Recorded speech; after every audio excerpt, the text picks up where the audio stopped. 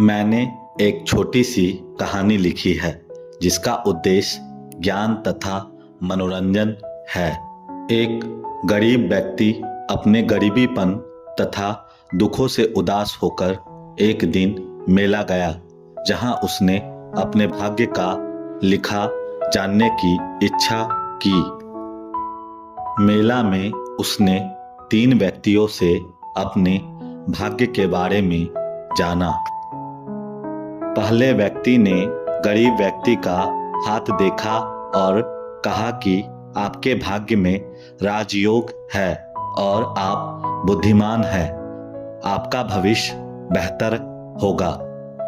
गरीब व्यक्ति इतना सुनते ही उस व्यक्ति को तुरंत 100 रुपये निकाल कर देता है, उनसे आशीर्वाद लेता है और प्रसन्न मन से आगे बढ़ता है।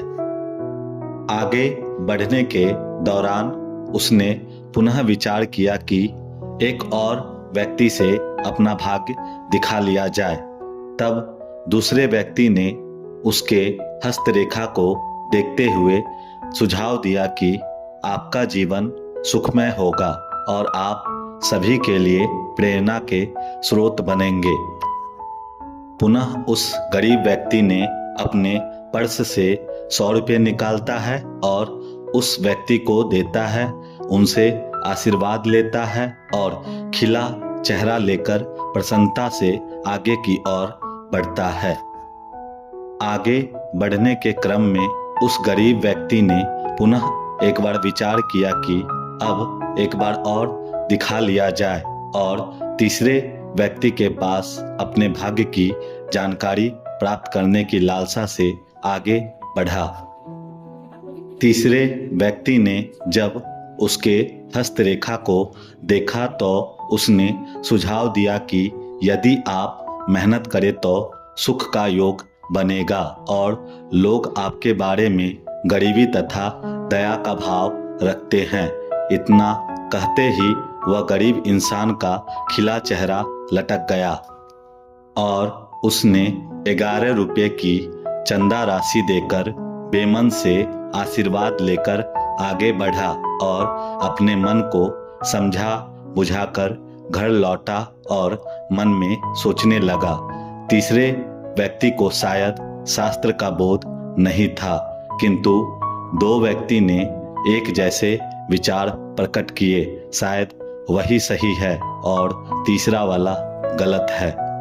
और पहले 2 व्यक्तियों के बातों के कहे अनुसार वह सोचा कि उसके भाग्य में राजयोग बना हुआ है, प्रसिद्धि लिखी हुई है।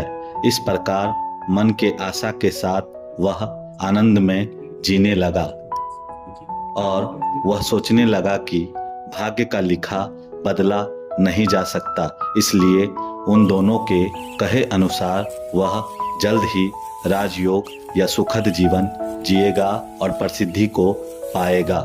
समय बीतता है, उसका जीवन बद से बदतर हो गया और वह अंततः भीख मांगकर अपना जीवन यापन कर रहा है।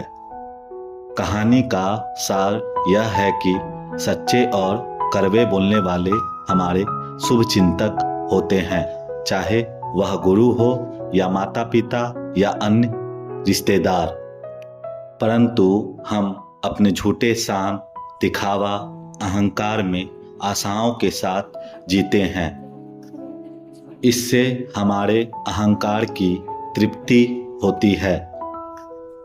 इसलिए अपने कमियों पर काम करें, इसे स्वीकार करें तथा कर्मवीर बने, क्योंकि जैसी दृष्टि वैसी सृष्टि, जैसा मन वैसा व्यवहार। गुणों में वृद्धि करे और गुणवान बने।